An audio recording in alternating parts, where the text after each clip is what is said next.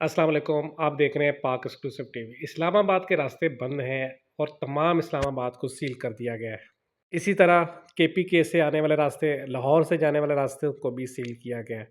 दूसरी जानिब metro bus को भी बंद किया गया है। इसमें सबसे जो बड़ा बयान आया वो बुशरा बीबी का था, जो सऊदी अरब के ख़िलाफ़ था, और इस पर जो है पूरे मुल्क में एक नई बहस शुरू हो गई कि 24 तारीख को एहतजाज होगा या नहीं होगा।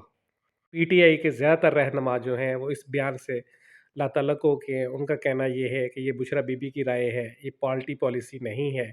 लेकिन दूसरी जानिब बुशरा बीबी का कहना ये है कि ये बयान उन्होंने खान के कहने पर दिया और खान का पैगाम कौम को दिया।